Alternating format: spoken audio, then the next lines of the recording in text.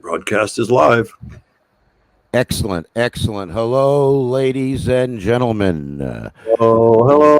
Hello, hello, hello, hello. Yeah. So, what the Here he hell? comes. Wait a minute. Let's let him in. Let's let him in here. Hang on, and then we'll introduce our show. There we go. Poor Gary's almanac. Are you back in the house or on your iPhone? I'm in the house. Back in the house. Thank you very much. Shed didn't work, eh? I just hate the internet, man. I just hate the internet. It was literally working here fine. I go in the shed. We have got an Ethernet where it should work better, and then it says no. There's no internet in England at all. Not now. So well, you got to go back to the old 19th century internet, which is gossip. That's how things worked before we had the internet. It was just people saying, "Did you hear that Gary Colman has no internet?" And then they're going, "What's an internet?" Yes. Hello, Gary. Man, how you guys Gary, doing? This is Rick. Yep. Have you guys met before? Rick, you guys know each other? We gigged together. We have. Rick, you don't remember? We did. We gigged together. It was my face. Yeah, I do remember. I remember. Your name. The fact that there was a Gary Colman over here. I know I'd remember that. So, but yeah. So are you emceeing the gig that I'm doing next week? I noticed. Yes. We're together. Yes, so we're gigging together next Friday, is it? I've got a little gig in North London and Southgate. We're going to gig together there. We've got Bob Mills on. And it's Scott Capurro is headlining this gig next week. No, it was going to be Scott. It was going to be Scott. Scott's dropped out. And we replaced him with Bob Mills, TV's Bob Mills. Oh, I know Bob Mills. Yeah, I've worked with him. Yeah, brilliant. He used to be on every list show, where they... the most embarrassing celebrity moments, those kind of shows. Yes.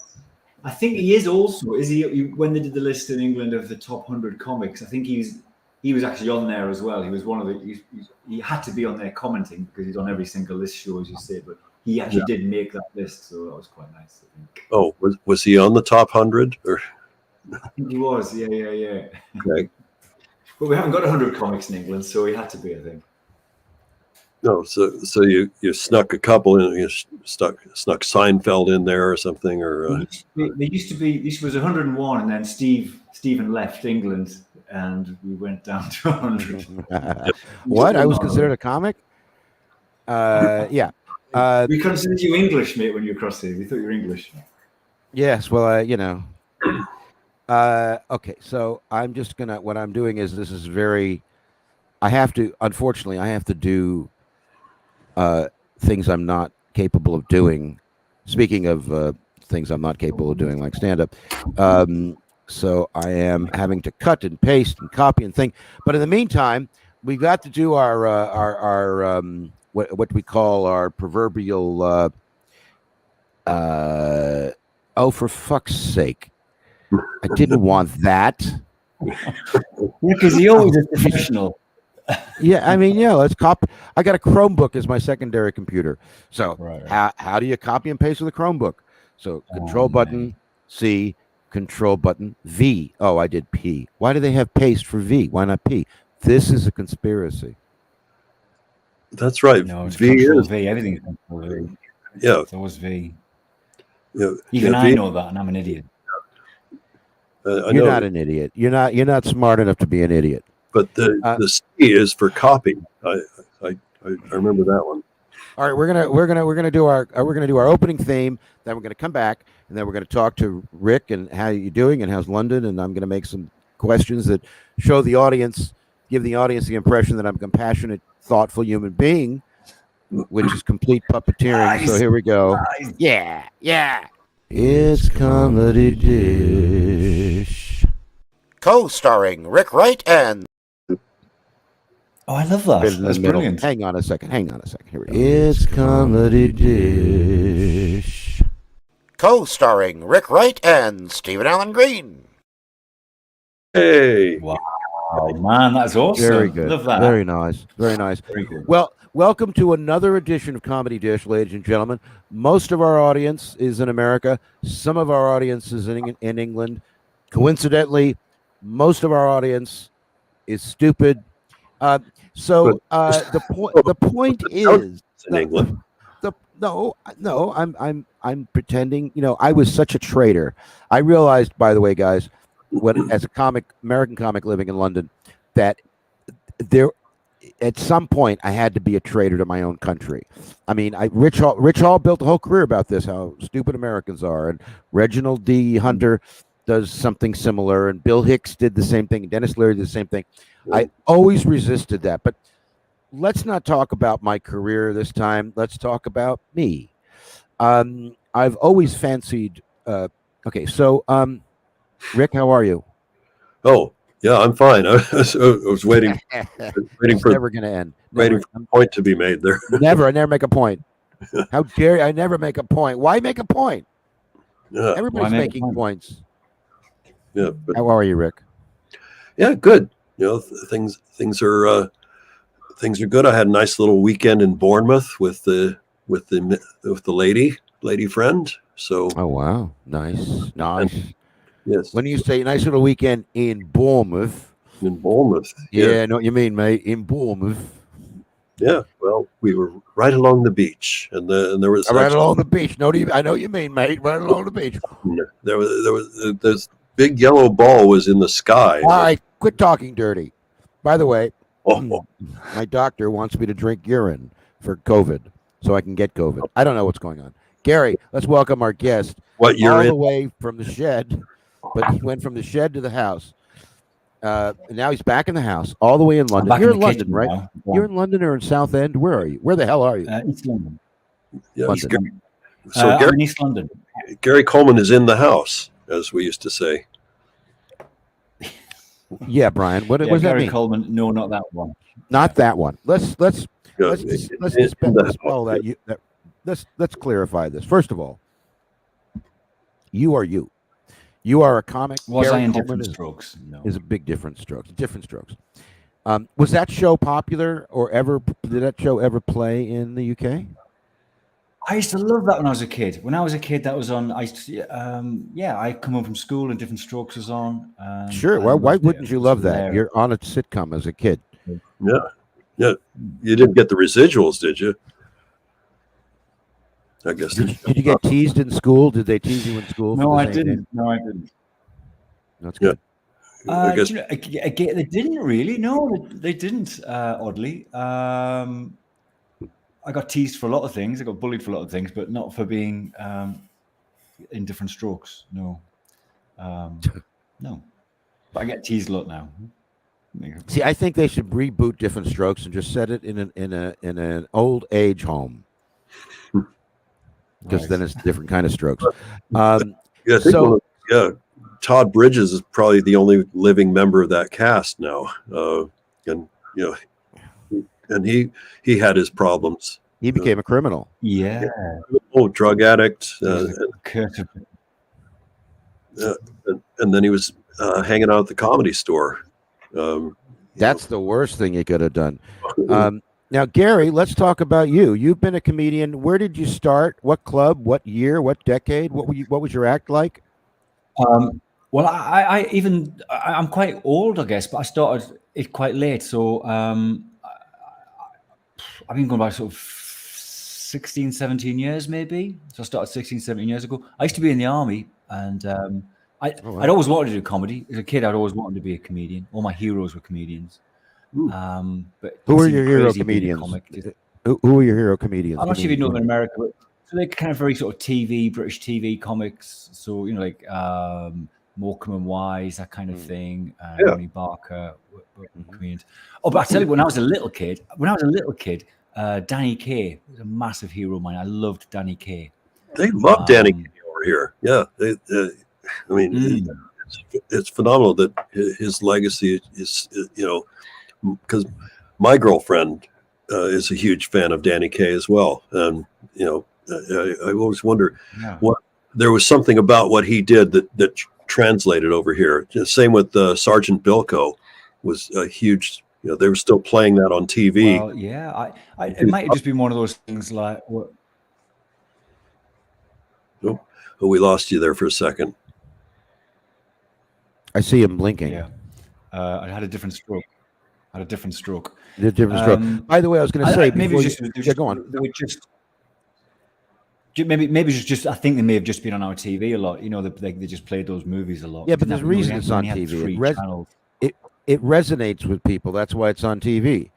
And I think my theory on both Bilko and Danny Kaye, on why they were popular in the UK, was that their comedy, the way I saw what they did was, it was slightly left of center. So they were actually, their comedy seemed to comment on the world at large, and in a way that the audience believed them. They were kind of Groucho Marx. The way Groucho broke the fourth wall, they broke like the third wall, if you will. They didn't directly address the audience, but they were kind of like, they'd say things to themselves that the audience knew was being said to them. Am I somewhere near correctness here? Yeah. Yeah, I'm trying to absorb. They were that. rebellious, in other words. They were rebellious. Yeah. The Brits love rebelliousness. And by the way, my mother went to high school in Brooklyn with Danny Kaye. And when I used to get down about, my mother used to say, Stephen, I went to high school with Danny Kaye. They all thought he was crazy. Look at him now. And I go, yeah, he's dead. But anyway. Yeah, that when he was Daniel Kaminsky, right? No, that was Mel Brooks. Mel Kaminsky. My father down the hall from Mel Kaminsky. Later Mel Brooks. But Danny Kaye's real name was Kaminsky too. Really? Yeah, I'm pretty sure. Yeah. Oh, that's no, you're right. Yeah, you're right. I think it was also they were both very childish as well. They were like, they were large children. They didn't want to be adults.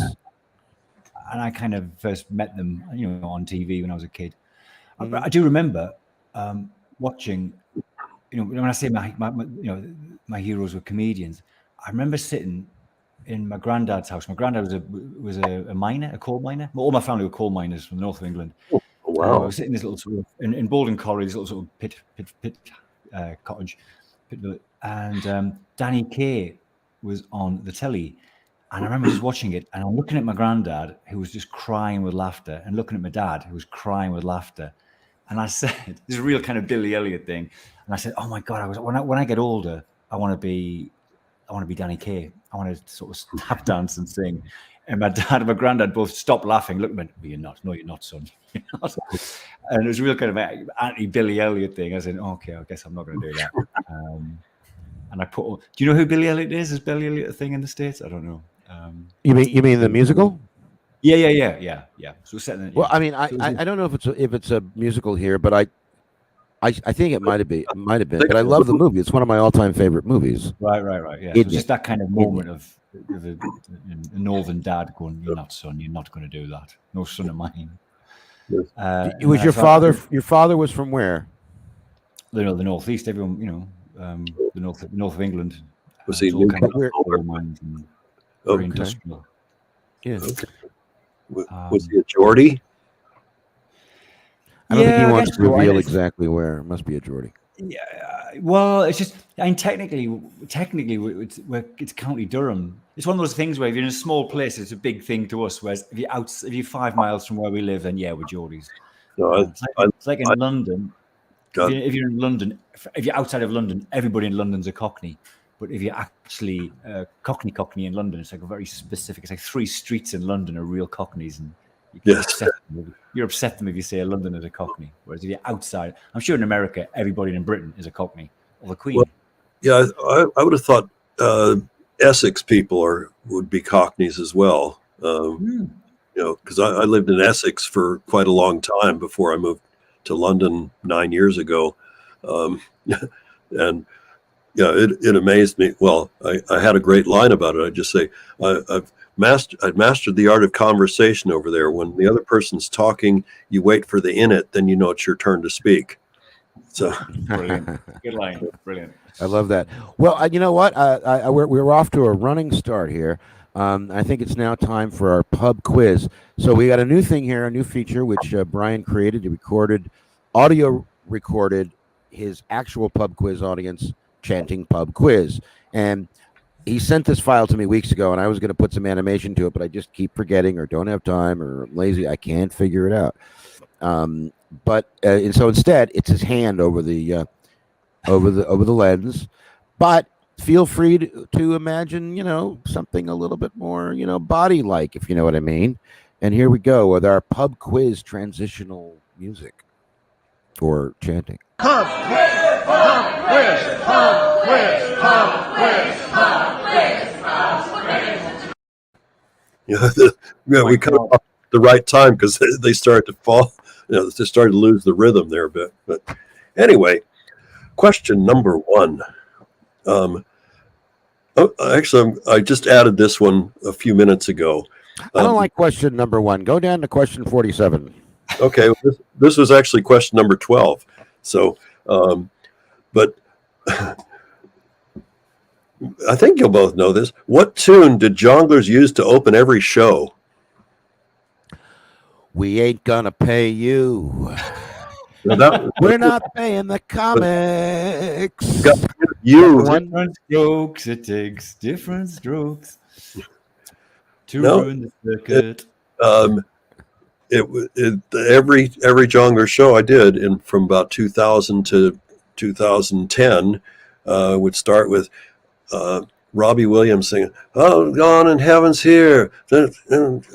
Shake your ass, come over here. Now scream. Come on, let me." Actually, like Cool Sweat. Cool Sweat with that one. Yeah. Oh, jeez, that's terrible. That's like telling the audience, "We want you to misbehave when the comics are on stage." I think that's really what Jongleurs was. Well, what I could always detect, one of the line where Robbie's singing, "Shake your ass, come over here. Now scream." And if the audience screamed, then I knew we were in trouble. Yeah. And do you remember how every gig ended?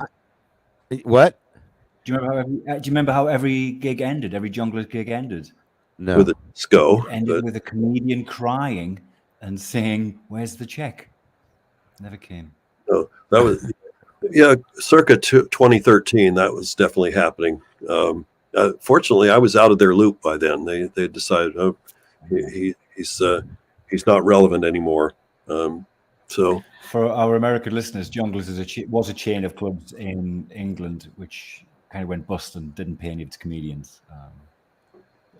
Well, was not because they didn't pay their comedians, they eventually went bust. And there are some comedians that never got paid for gigs as a result. Did they ever figure out? I mean, they were making money hand over fist. When I worked for them, the short time I got paid, but they were making money hand over fist. Why weren't they paying? They couldn't pay. It's not that they wouldn't, or was it really that they wouldn't?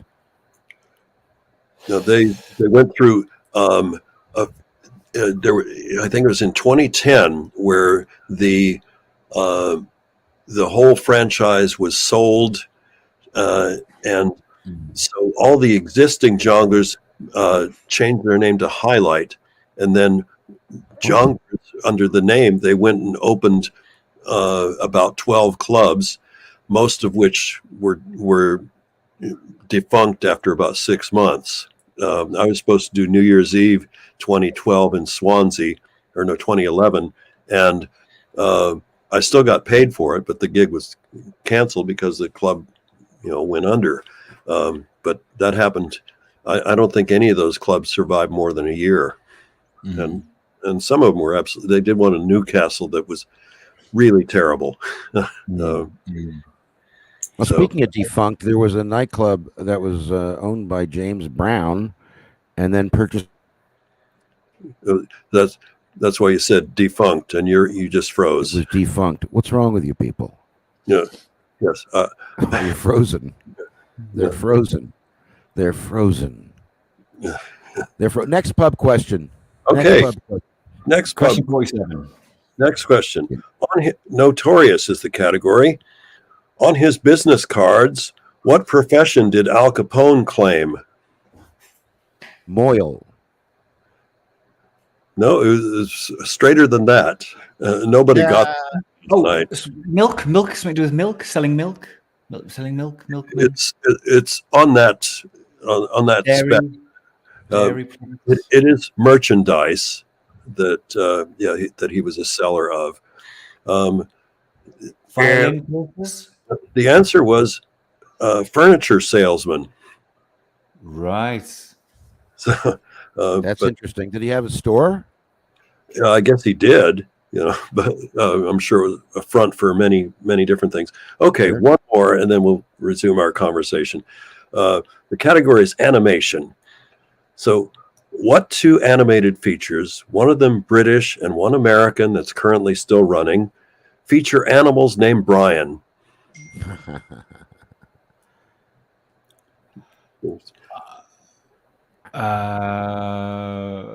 The English series ran from 65 to 77, I believe. Oh, Magic Roundabout. Magic Roundabout. They had a snail named Brian. Oh, wow. And then All right. current animated comedy, adult comedy, that's it airs in England a lot. Brian. It's a dog named Brian. Oh, Family Guy? Yeah. Family Guy is the answer. Yes. Oh, wow. And of course, The Life of. Yeah. Well, was that an animated feature? Well, Life No, of. I'm just no. But that's our first pub quiz. We'll be back with another pub quiz in about 10-15 minutes. Pub quiz, pub quiz, pub quiz, pub quiz, pub quiz, As people are nuts. So I want to talk about. I want to share something here. Share a screen, to keep continuing to talk to Gary and finding out more about his fascinating world. Former military from the north of England, where his father was a coal miner. I don't know if he ever became a coal major. Can I just interject? I wasn't in the military in the north of England. The north of England isn't a war zone, despite. Did I say that? I was in the military. You implied I was Gary's from the military in the north of England. And in the north of England, I said. Scotland. Yeah. I was in the military all over the place. This is why I can't work with the Brits. They don't know what they're doing. Which military were you then? I was the British. I was in the Taliban.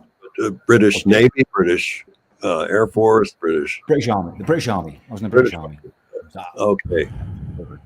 So, what rank did you eventually achieve, or did you? The screen just changed.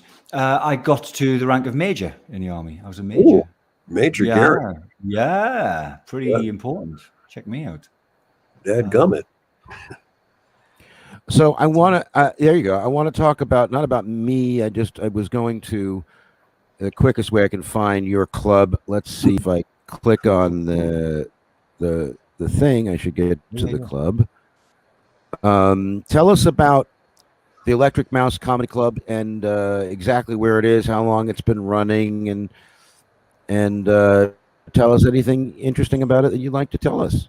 Yeah, so Electric Mouse. It was shortly. I don't know whether this is a thing in the States, but I think in England, a lot of comics when they first start, now they just set up their own little club and they'll perform there. So if nothing else, they've got one club to perform in. I know, Stephen. I know you've run clubs before. Haven't you? You've promoted clubs.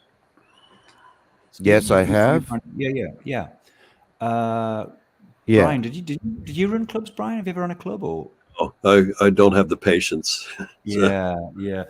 It's worth doing. Anyways, so I set up a comedy club shortly after I started gigging with some of the comedians, which I think a lot of comics in England tend to do. And the comic I set it up with was a lovely guy called Porrick Highland, who's Irish. And in fact, the very first club was in a little pub in Ireland called the Electric Mouse. So when we set up these series of comedy gigs, we called the gig the Electric Mouse Comedy Club because it was in a pub in Ireland called the Electric Mouse. I think Ardal O'Hanlon was one of our first comics on the bill. The Electric Mouse. He was in Father Ted. Oh wow! Yeah.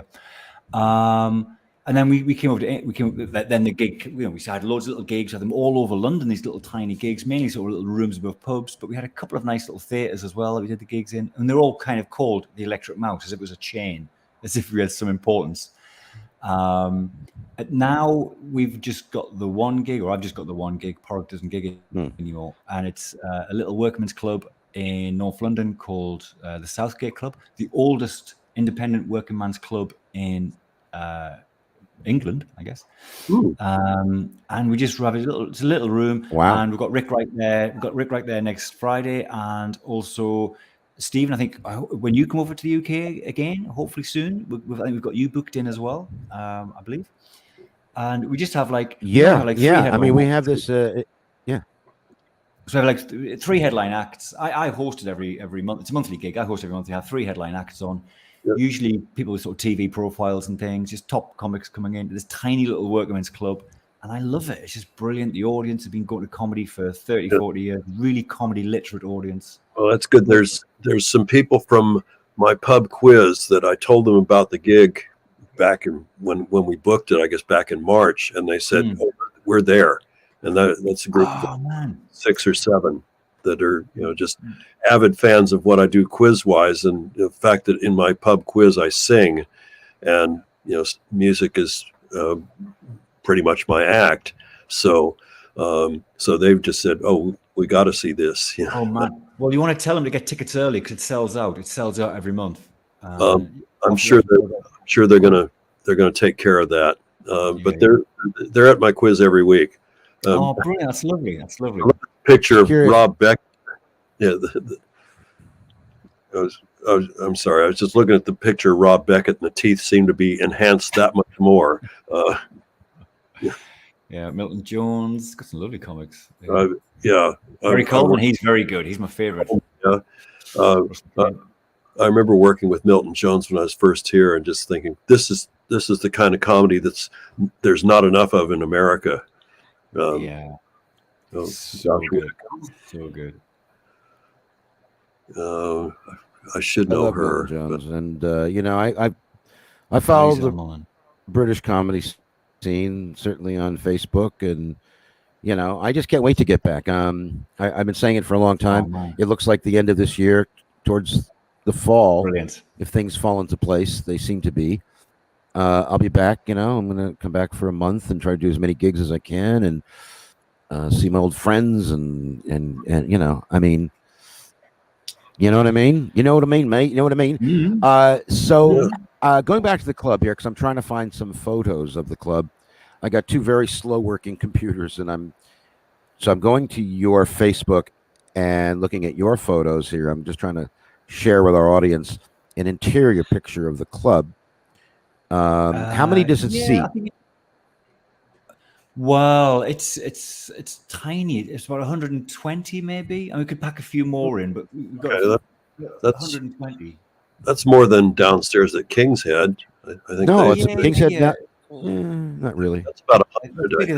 Bigger than that. But I mean, it's not massive, but it's lovely and sort of certainly pre-COVID. I mean, now we're a bit more careful, I suppose, because the audience are a bit elderly sometimes. The audience is like in the sort of 40s and 50s and what have you. But pre-COVID, we used to just ram people in. We used to, as I say, it would sell out every month, and it still does. But we just sort of jam people in. So we've got 120 seats, but we'd get more in there if we could, and we squeeze them in. It's like one of those. It's got these little low ceiling gigs, a bit like the downstairs at King's Head. Yeah, and that lovely kind of feeling of being slightly illicit.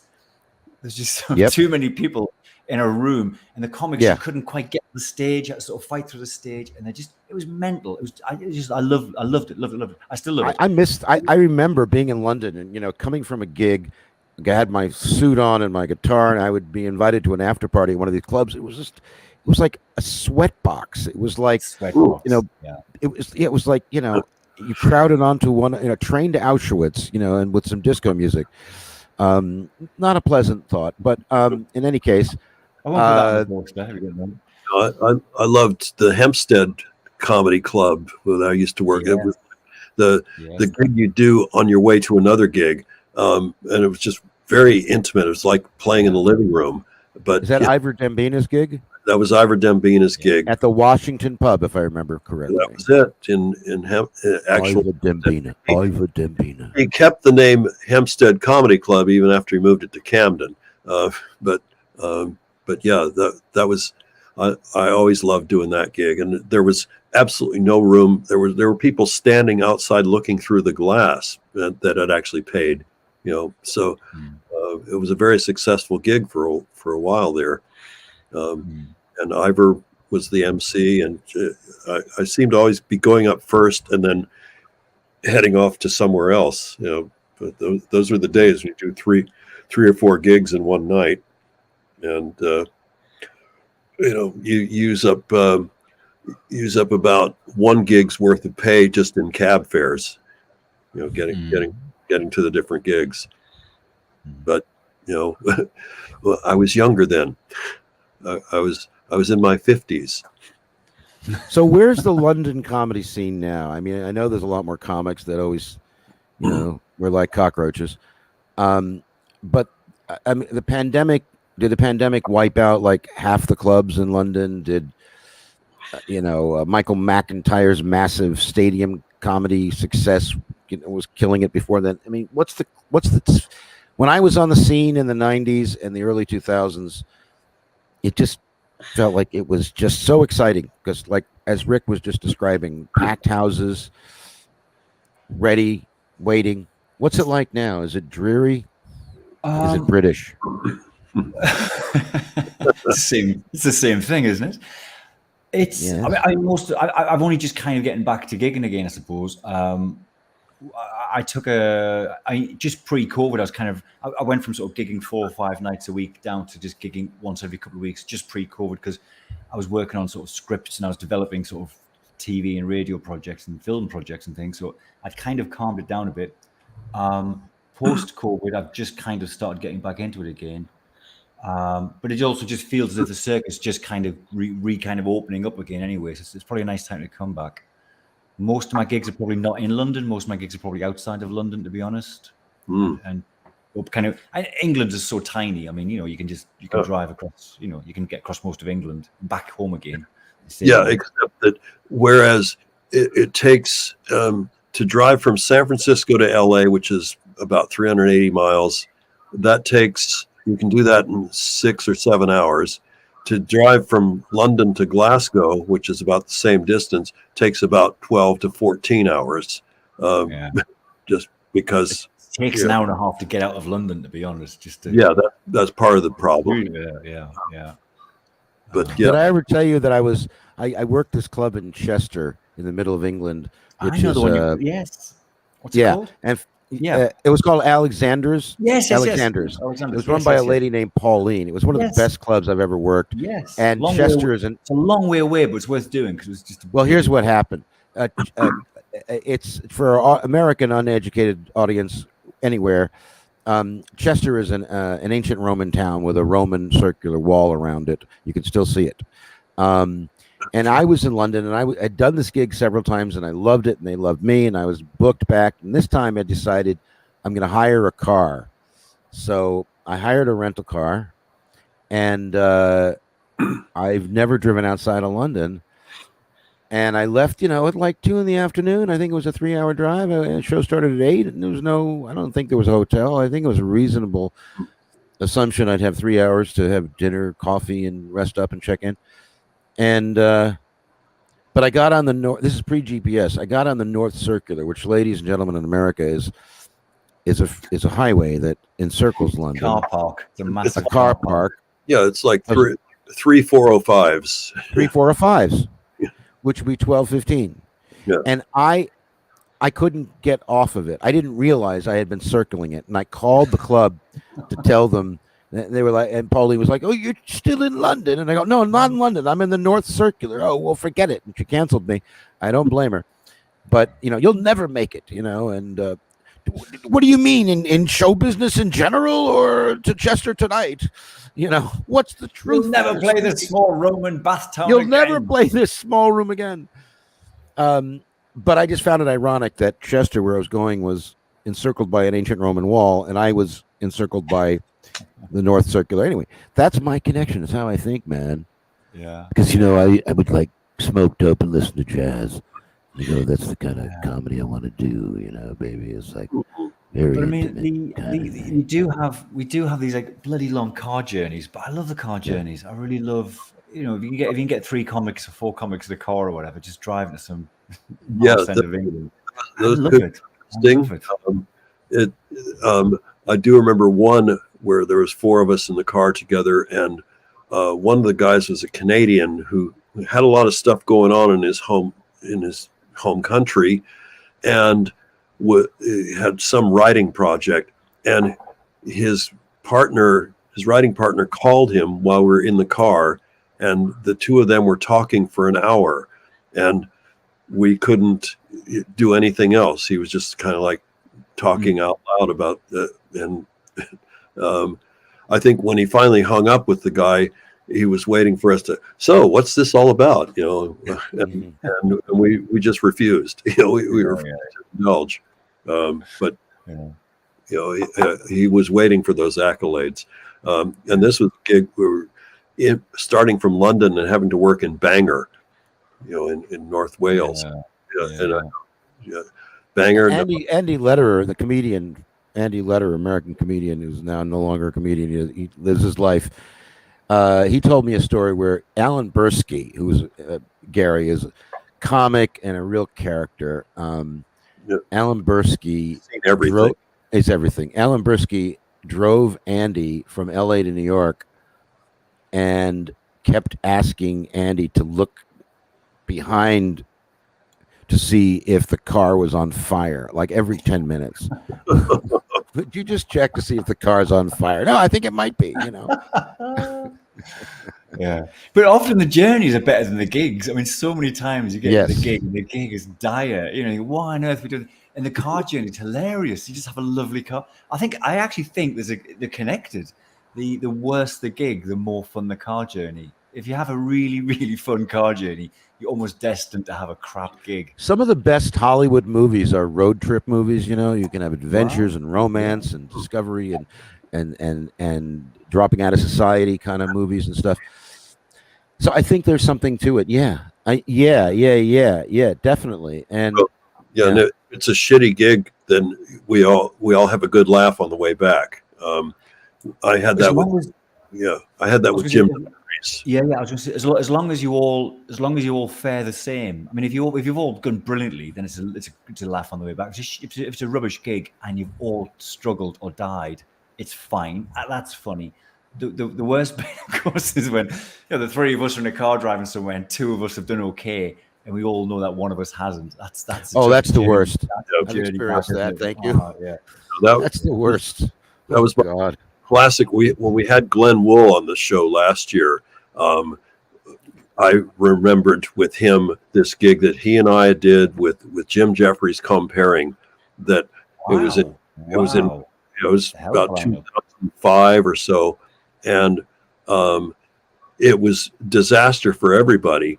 But Glenn was up first, and he was not connecting with this audience to the extreme. And Jim Jeffries was comparing, and the only thing that they recognized out of Jim was that he said the word cunt a lot, and some girl called him on it. And during Rick, we've been told by the head off, the administration, the producers of Comedy Dish, that we're not allowed to say the word cunt. Oh, so cunt. So try not to say cunt. I can't help myself.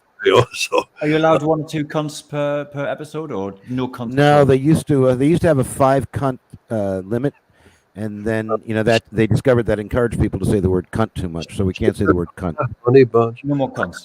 No more cunt. Can't say cunt. Not at all. Thank you. Thank you, Stephen. Thank you, Stephen. What word? Okay, let's just test, see if we remember. What word can't we say? We can't say cunt. Very good. I was thinking. I was funny because I was thinking just yesterday that it would be. I want to work on a comedy routine, but for my LA audience is that I'm playing for, but I don't think it's going to work. And I wanted to basically. How is Trevor? Your LA audience. He's very busy. Yeah, But I carry was on. thinking, it was just funny to me. First of all, I talk about the word cunt doesn't mean what people in America think it means. But then what's the equivalent? The British equivalent of cunt. Rick, you and I have talked about this. The British equivalent of the American equivalent of cunt is prick. So there's cunt and prick. Or And- asshole, yeah. Or asshole. Go the other direction. Or asshole. Milk, lemonade around the corner, fudge. Yeah, shut up. Anyway, so I think it's time to do another pub quiz. And I'm Okay. just going to minimize my screen here. Did we and get then into bring the Jim Jeffries story? I didn't hear the end of the Jim Jeffries story. Oh, yeah. Tell the end of the Jim Jeffries story. Do pub quiz. So anyway, yeah, Jim gets shit from this. Well, first of all, Glenn goes up and he's doing this cerebral stuff and it's not working. So he just breaks him. And says, now I think it's a good time to talk about my great big cock. And me and Jim and Jason John Whitehead was the other guy. What a lineup! It's incredible. Yeah, it's a fun lineup. I was closing the show. Wow, so brilliant. So the three of us fell on the floor laughing, and other people were turning around. Well, what are they laughing at? So it was that kind of audience. And then they have an interval, and this woman comes up to Jim and complains about using the C word. So Jim just very casually goes back on stage after the interval and says, so some lady's been upset about a word that I've been using. And the word is, and then he looks her, gets right in her face and goes, "Can't." That's a really good impression of Jim Jeffries. Well, we did a lot of gigs together.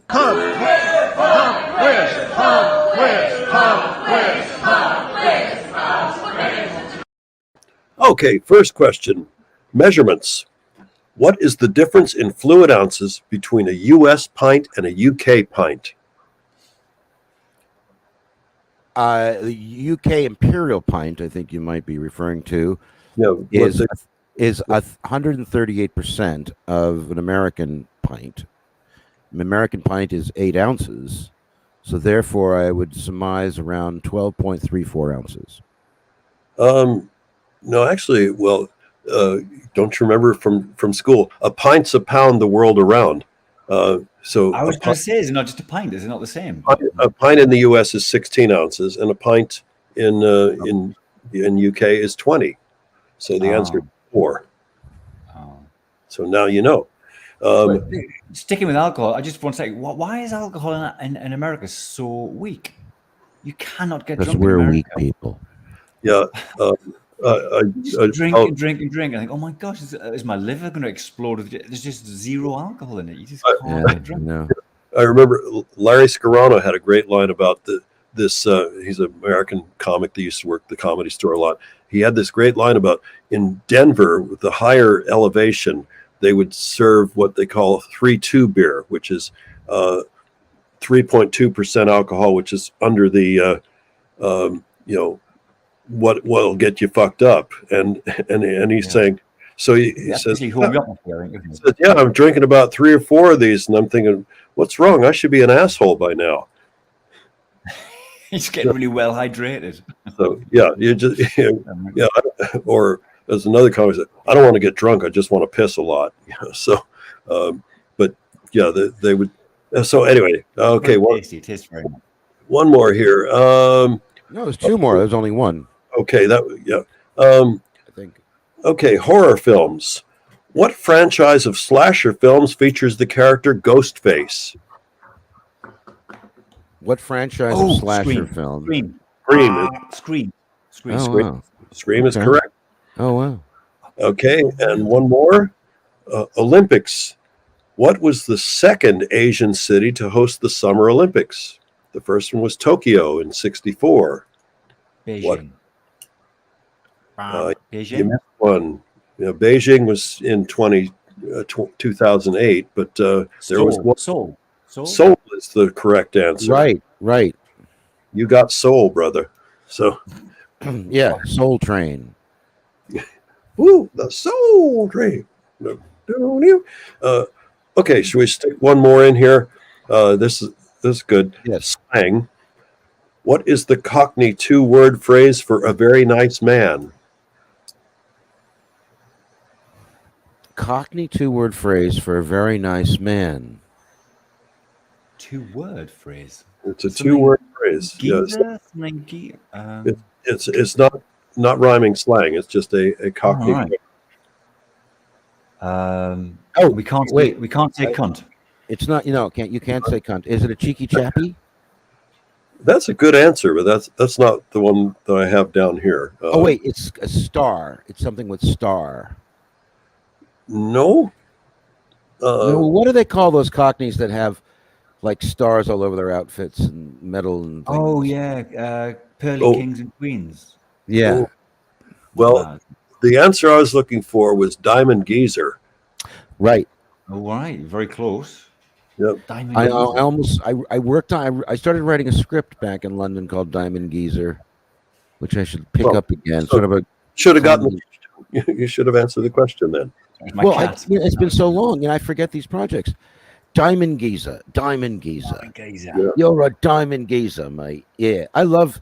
I was. I have to say, I must say, I was watching Guy Ritchie's Sherlock Holmes movies the other night with Robert Downey Jr. and Thingy.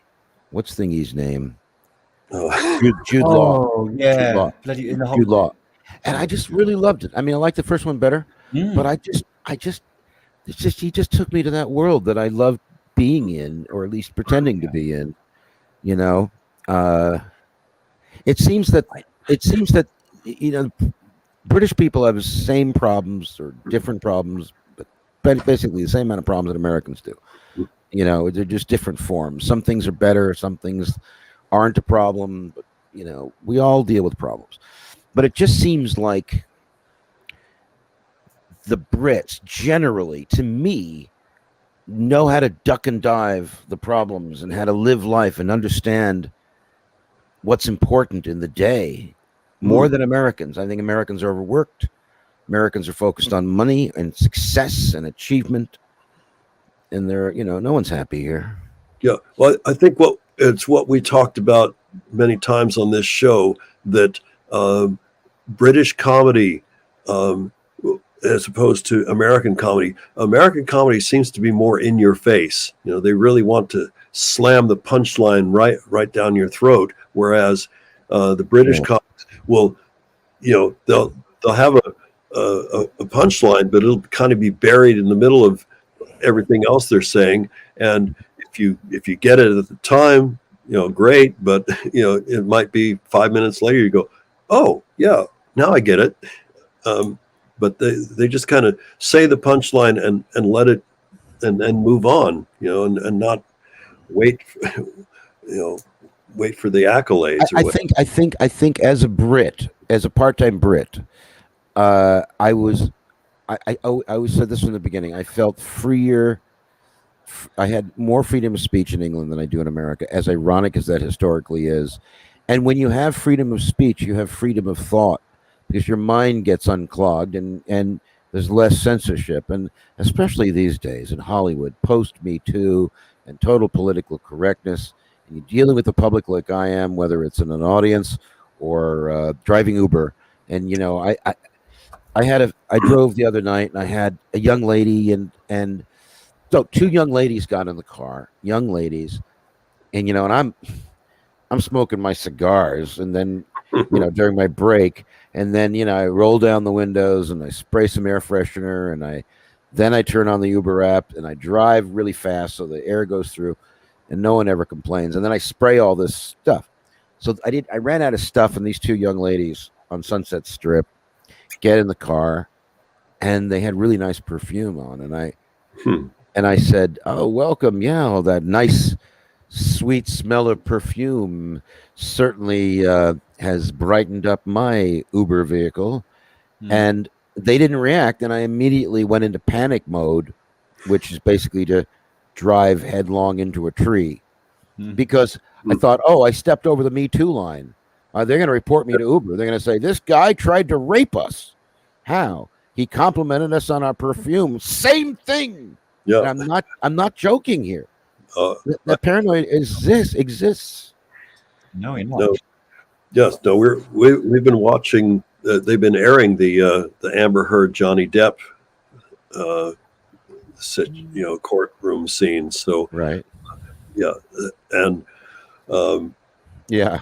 I never thought I'd be rooting for Johnny Depp in any way, but there you go. Although I got to say, Ed Wood was one of my favorite movies of the 1990s, and Johnny Depp was what made it so great. He's a fine actor. He's a fine actor. When I had my last apartment in LA before I went to England, no, second to the last, it was in '89, and I had a 2-bedroom, and my roommate was an actress named Katie Rich, who played a waitress in the movie Punchline starring Tom Hanks, and she was on 21 Jump Street. Oh. With Johnny Depp and anyway, all right. Are we still in our pub, or are we out of the pub for a minute? Yeah, we're out of the pub now. Yeah, we're back to. I mean, I didn't notice a scene change, but I think.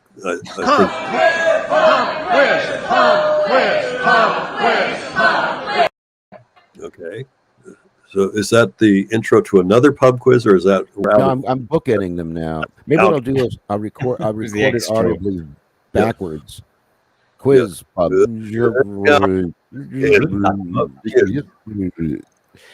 So Gary,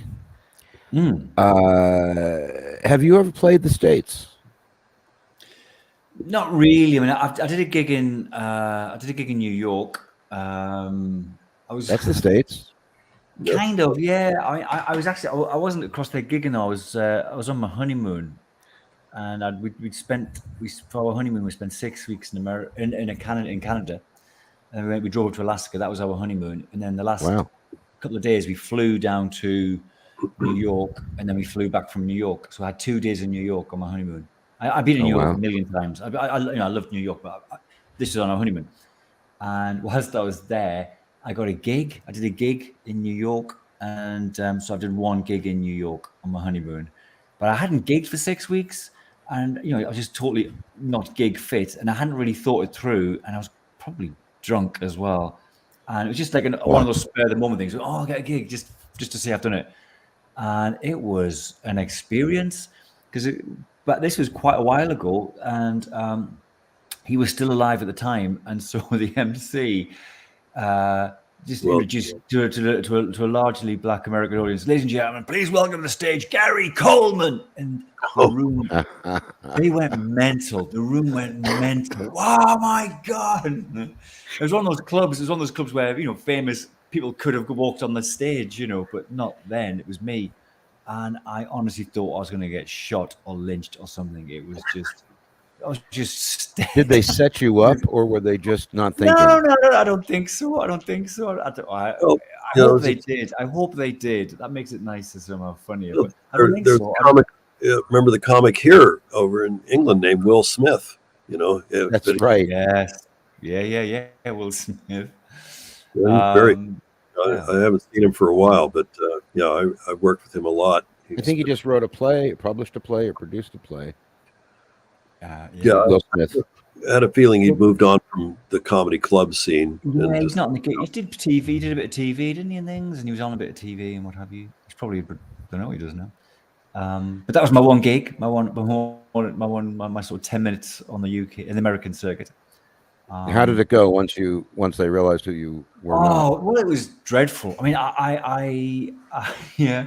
Well, a lot of yourself when you go on stage, a lot of it is those first few minutes, and the audience were entirely wrong-footed and angry. They thought it was a joke. They thought it was a joke me coming up. They thought it was some kind of racist joke that I obviously wasn't Gary Colman, and they didn't think I actually was called Gary Colman, and it was just difficult. So did you address it and say? Did you? You would have had to say. Of course it did. But it just all felt wrong. And also the stuff I had was, I hadn't really, I hadn't prepared to do some stuff in America. I was just literally started going into stuff that I'd done in England, and it was colloquial stuff about England. People were going, what? And also my accent. There I am. And then my accent as well. I was like, I didn't even sound English. I didn't even think this guy's not English. this is not an English accent that we recognize. Who is this? Who is this man? He What doesn't- is he doing? Kane. Anger. Yeah. No, What game is this? That's- Yeah, it was a difficult gig. But I'd love to go back. I'd love to go back into a proper gig, as in, psyched up and, yeah. what we're doing. Well, but you've never been to Los Angeles, I guess. I've never been to Los Angeles, I don't think. I would remember, wouldn't I? I would know. I've never Yeah, been. I think you would. Yes. I remember. Or San Francisco. That was a great comedy scene that I came out of. Yeah. It was just what San Francisco was just it was such a place where you could experiment, and where the act that I was in, Rick and Ruby, we were basically a cabaret act, but we adapted. Where we started just doing a 50s tribute kind of thing with the slick back hair and the leather and all that. And this was pre-Happy Days. And to, expand. Pre-Happy Days. Yeah. Happy Days was a TV series. No, Yeah. I know. I'm just, but Yeah. Happy Days is an old TV show. That was on a long Yeah. time ago. We started in the early 70s and Okay, wow. started just doing 50s stuff, but we expanded, and there were skits within the I hate to use the word skits. It sounds like something you do for a class, or a Cub Scout pageant or whatever. We had little routines that we did within between the songs, and those expanded into just development of stage characters. And so we were our one of the best reviews we got said they're the Burns and Allen of rock and roll. Wow. So Wow. I thought that was from Joel Selvin of the San Francisco Chronicle. Well, there was something. I lived in San Francisco. When I came back from England, and I did a few years in LA. Then I moved to San Francisco where I stayed for about 4.5 years, and it just opened my eyes, and I miss it all the time. It's not the same as when Rick is just referring to. It's more corporatized. It's a .com empire. Oh yeah, everything's really expensive, but it still has a rebellious nature to it, a very creative nature. It's much more literate of a city. There's more writers up there, more written about city. It's got great historical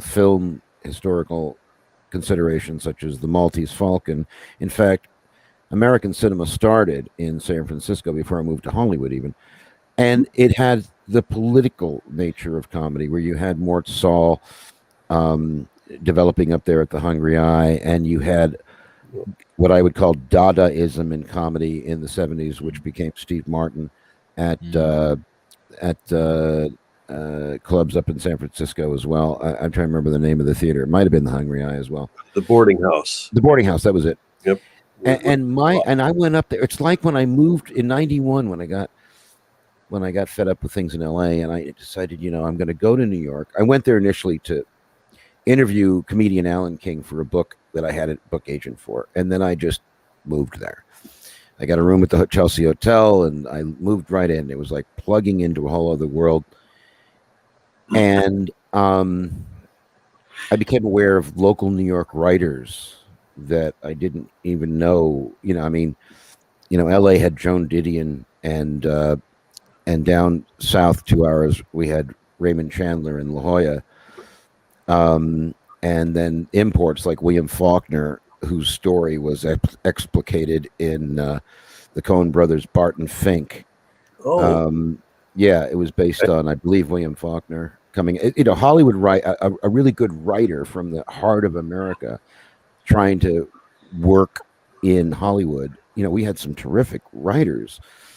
I think even Ernest Hemingway, but certainly in the early part of the movie industry,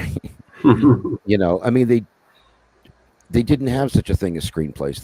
They took Broadway plays and adapted them to film, and they took literary works, prose, books, short stories, novels, and adapted that as well.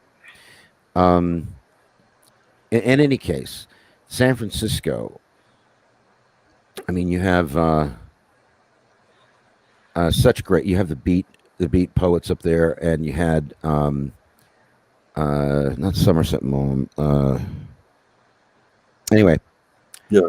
Herb Well, Cain, who wrote. I mean, so I was. Anyway, I'm just. This happens, folks. yes. Stephen will just go into a I corner, was and no one knows when he's going to stop talking and what he's talking about. It's torture. where Please send money to help us. Lenny Bruce first really got acclaim working in San Francisco. I mean, that's where Right. where he was working the Hungry Eye and Yeah. and assorted rooms around there. But that was a place where he could do what he did, and it wouldn't. I mean, yeah, he got busted there at least once, but that was what made his career. Was he kept getting busted for saying fuck on stage or something. But it was more than that. That was the reason they busted him. It was that the real, that was the prima facie reason. That was the publicity reason. The real reason they were busting Lenny Bruce is because he was knocking the system to pieces with a few sentences. The actual government, the actual censorship, and he was saying some very dangerous things that they didn't. That the I have those. government didn't want known. That was Lenny's true danger. It wasn't his language. That's what they busted him on. And he even said this. It was his ideas that were dangerous, not his words. But having said that, this is, let me just bring this up to you guys, because, it boils, everything to me that's important boils down to philosophy. And philosophy to me is sort of a daily exercise on how to figure out, or a daily exercise to attempt to figure out what's really going on in the world and what's important in life for myself. So I'm going to have to put my glasses on and we're discussing philosophy. There we go. Carry on. Yeah, very good. Philosophy glasses. Electronic eyelashes. So, aside from the joy of making people laugh, and aside from the dream of having a Michael McIntyre income from comedy, what is it that each one of us, let's start with you two. I think I've already said what I want. So what is it that you guys wanted or from comedy in terms of how it would fashion your life?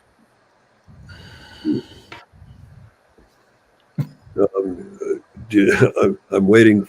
I was waiting for you to jump in, but right.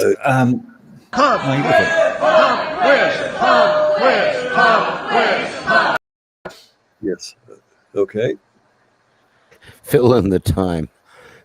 Gary, what do you think it is? What did I want out of comedy? I mean, I think it goes through different phases. When I was a kid, as I say, it was about, they were my heroes, and they were people I aspired to be like. I suppose when I was a kid, maybe the world seemed a bit grim and scary, and these men, these men just sort of strolled through it, and they found a way of just laughing at life. And so I think when I was a kid, it was hero worship. I wanted to be like my heroes.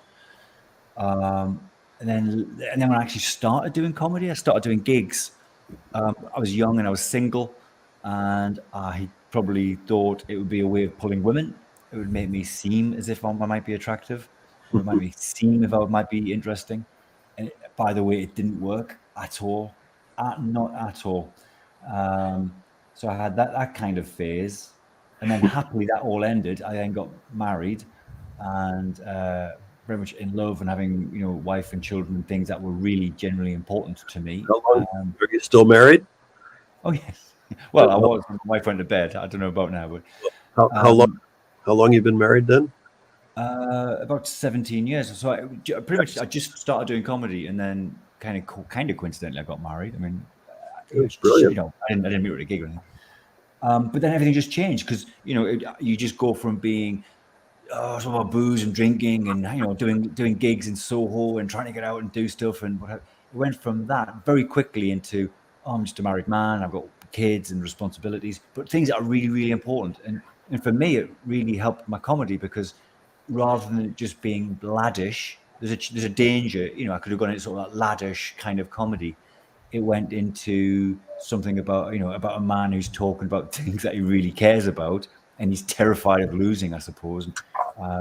So the comedy kind of became important, and also I wasn't distracted. Sorry, I wasn't distracted by silly nonsense things. I just really allowed me to get into doing comedy, you know, because I wasn't distracted. Becoming a parent, you get a lot of material out of that alone. And I remember the transition. You know, one of the favorite comics in San Francisco was a guy named Bobby Slayton, who's been successful now for almost 40 years, and he used to be, you know, razor, you know, very fast and very, you know, politically incorrect a lot of the time, but then he got married and started having kids, and suddenly he's doing jokes about changing diapers, and you know, but it's somehow fit into his whole scenario. He made it fit into who he was, so he didn't really lose the focus of what his nickname was, the pit bull of comedy, because, you know, that was his attitude. But yeah, you know, if you can incorporate it, it's great. You know, I was married to an Essex girl for 4 years, and so it's long enough, mate. That is long enough. Yeah, that's like 28 years in dog years. Yeah, it provided. I also think that I certainly for me, all of my comedy is death. All comedy is death. I don't know what you guys think about that. I've said this a few times to people, and some people go, "Oh yeah," and some people go, "What?" But I think it's about the sense of loss. And when I was younger, I'd been in the army, and I kind of convinced myself, I fooled myself, like a lot of young men do, that I was fearless, that I wasn't frightened of anything. And I think that's really bad for comedy. And I think once you're frightened of things, as you get older as well, when you have that sort of whiff of death, and you have things you're terrified of losing, I think it really adds to comedy. And when I think of great comic performances, there is this sort of whiff of terror and death about it, you know, in a funny way, but I think it helps comedy for me. Yes. So. It just reminded me, the two words I've never said on stage, and I'm so proud of it, I've never said the words "I'm sorry." You know, if I've said something that's offended, we just let it go and move on. You know, and I don't believe I've ever said the word "I'm sorry" to an audience. You know, because you have to stand firm and for yourself and believe in what you're doing up there. So, yeah, I made a terrible joke, unsuspectingly. It was a week after there were the bombings in London, and I'd completely forgotten about it. I was using a line that I'd been using for several months, and it took the wrong turn, and I just said, "Oh shit!" What was the line? The line was, it was talking about all these American Idol, X Factor type of shows, and they have them all over the place, including they had one in the Middle East, which was true. And so I would say some guy comes in looking rather suspicious, and the judges would go, "Oh, don't blow yourself up. You're through the next round." And I realized I said it that way, and it was a week after the bombings, and they turned on me. This is Jongleurs Bow. And then I realized a better way of saying that. I couldn't do anything that night, but I realized, a better way of saying that is some guy comes in wearing a rucksack, and the judges go, "You're through the next round, just get out of here." And that worked for many years after. Yeah, you have to be. One of the things that I think the British audiences, for me at the time, seemed to react a lot stronger than the American audiences ever did, including my recent gigs, is to what's going on in the news, in particularly with the royal family. I mean, one of my first jokes I ever got big laughs in England. It was December of 1982, and I was playing the Comedy Store when it was at 69 Dean Street in the Gargoyle Club, which was a strippers club, and it was a little two-man lift that took us to the top floor. And as an American, we had just seen all this news with Princess Diana with the marriage, and everything that our American news was describing seemed to have the word royal as its modifier. So they get in the royal car, they get into the royal thing, they do the royal thing. So I made a stupid little joke. Royal flush, but I tell you, right. But my joke was similar in the sense that, I mean, I had two jokes in '82. So one of them was, that Princess Diana and Prince Charles got into their first fight which was about who's going to sleep on the royal wet spot, which was stupid joke, but the audience really loved it. And the other joke was, oh yeah, I noticed how you Brits have all these pub names, and I rattled out a few of them, and I said, and I understand that America is going to be opening up a pub in Western Europe pretty soon called the Nuclear Arms, because it was a big controversy in the news about America stationing nuclear arms, I think in one of the Western European countries. But the Brits loved. So Gary, the question is, do the Brits love it when the Americans come over and make jokes about references that only they think they know, or is it just a prima facie experience where they just think the joke is funny, or a combination? What do you think? I think there's a huge advantage. I think most comics try and position themselves maybe as the outsider, generally. And if you're performing in another country, you've got a huge advantage straight away of being an outsider. So everything that you say has the opportunity of being viewed as an outsider. And again, I suppose you have an advantage coming from America, where any cultural references that you would say, we'd probably understand your cultural references, because we see so much American culture on our TV and on our music and things.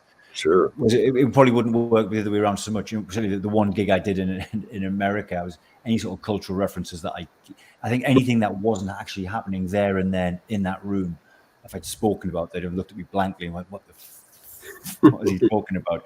Literally, So yeah, I think, and yeah, so there's a lot of, and certainly in London, there's loads of like Canadian comics, Australian comics, American comics, and they're all doing really well. European comics coming across now, and Eastern European comics as well, and they've got as soon as they hit the stage, they've got a brilliant thing, because of course they are clearly, as soon as they open their mouth, they are an outsider looking on our world, and that's what audiences all want to see, But of course, we can all do it. I can still do it in England. I just have to position myself as an outsider in a different sense. But comics, we're all outside of the norm, aren't we? Looking into the norm. Well, speaking of being outside the norm, we're outside of we've got like about 8 minutes left. Let's do one more pub quiz. You ready, Brian? Absolutely. Yes.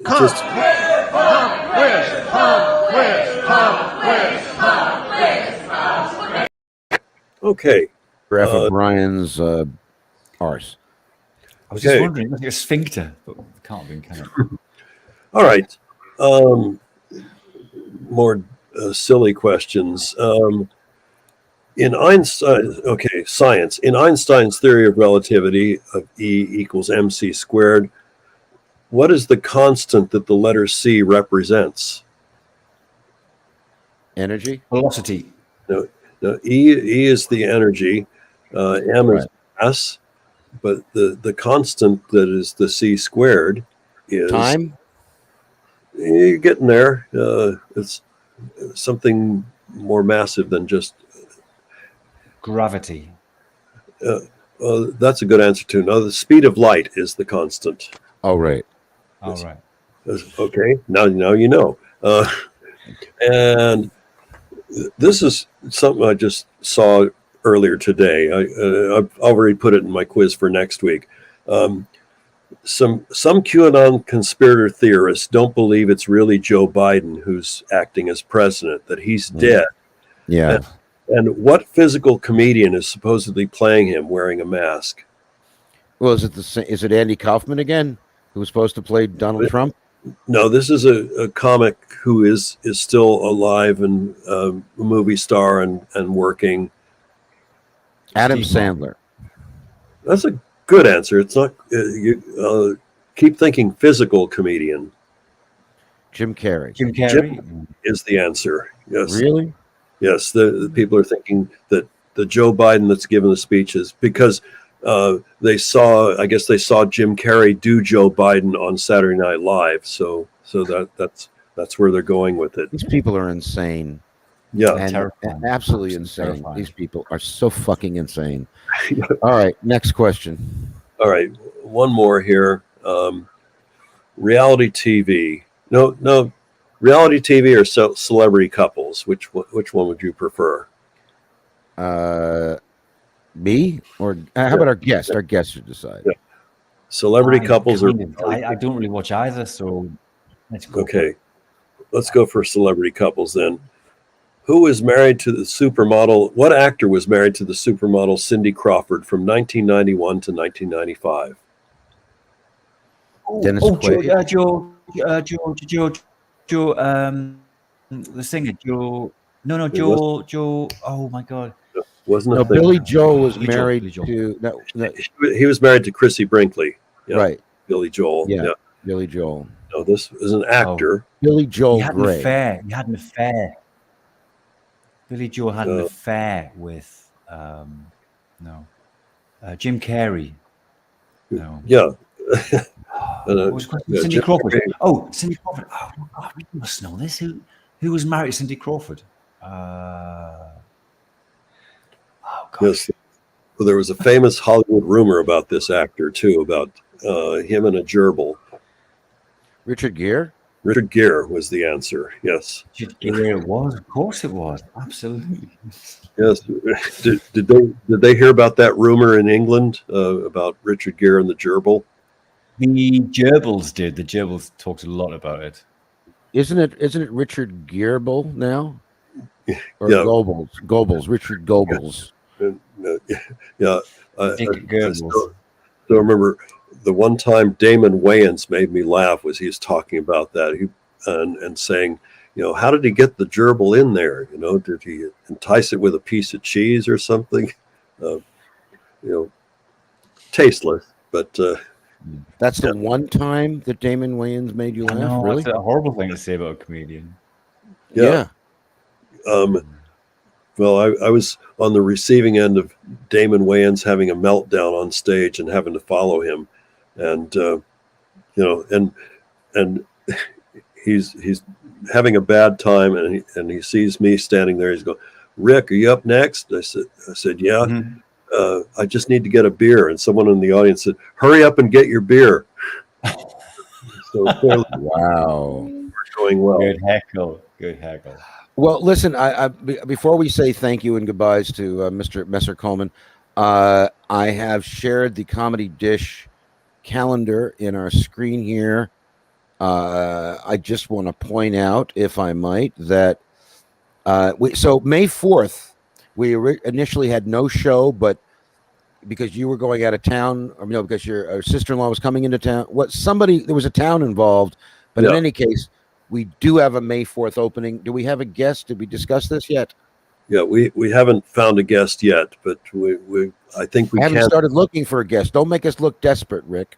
Yeah. First thing of PR, know the desperation factor of the product you're selling.